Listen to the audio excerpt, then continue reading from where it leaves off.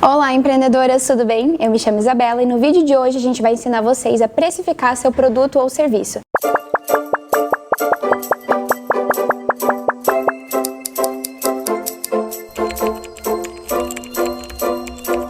Para isso, nós vamos trazer alguns conceitos básicos que vocês vão aprender e ao final do vídeo a gente vai mostrar uma planilha onde vocês vão colocar tudo isso na prática.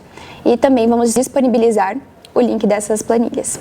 Os conceitos que a gente vai abordar no vídeo de hoje vão ser receitas, custos, fluxo de caixa e também a precificar o seu serviço. Então, vamos lá! Primeiro, nós vamos falar sobre as receitas. A receita é o valor total que é gerado através da venda do produto ou serviço. Trazendo um exemplo básico, por exemplo, para uma padaria. Tudo que ela vende de bolo, de confeito, de pães, vai sair dentro da receita. E se a gente usar um outro exemplo, como o da nossa cliente Yennefer, dentro de um salão de beleza, a gente pode contar o custo de fazer a mão, de fazer os cabelos, de fazer, sei lá, uma massagem no pé, tudo isso vai contar dentro da receita. Então, toda essa parte do serviço que ela vai estar prestando. Agora nós vamos entender a diferença entre custos e despesas. Os custos, eles estão diretamente ligados à produção e prestação de serviços.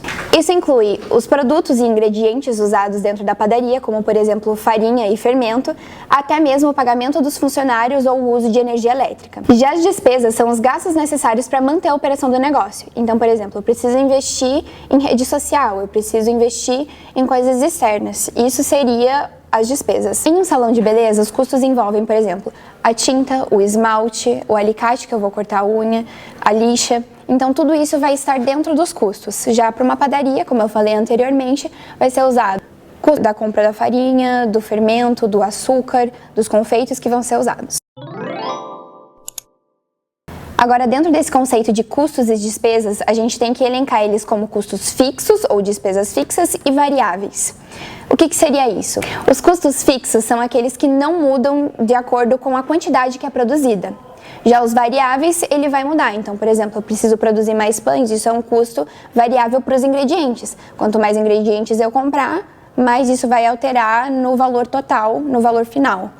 Já quando ele é fixo, ele nunca vai mudar, como por exemplo uma conta de luz, se ela não estiver diretamente relacionada. Por exemplo, uma empresa que precisa da luz como fonte principal para gerar o produto final, daí vai contar a luz. Mas isso depende de empresa para empresa. Como a gente está aqui falando de uma padaria, seria um custo fixo porque não vai alterar conforme a quantidade. Falando de despesas fixas, elas são constantes, como por exemplo um aluguel.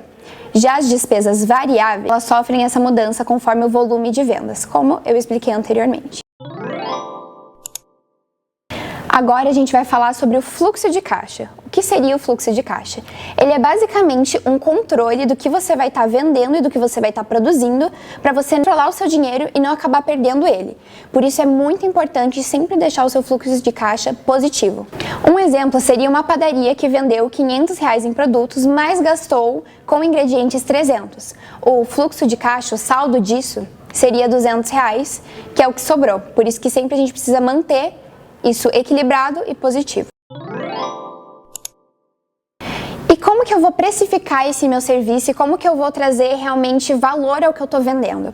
É para isso que a gente usa o markup, que eu vou explicar de uma forma simples para que ele serve. O markup é nada mais nada menos do que uma conta simples onde vai ajudar essas pessoas a precificarem os seus produtos. Ele leva em conta não apenas os custos diretos, mas também as despesas operacionais e possíveis imprevistos que o seu negócio pode ter.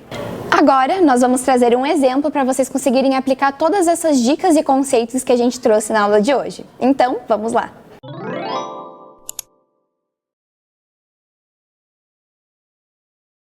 Foi esse o vídeo de hoje. Espero que tenham gostado, espero que vocês consigam aplicar a nossa planilha depois e contem pra gente, tanto nas nossas redes sociais quanto no nosso site.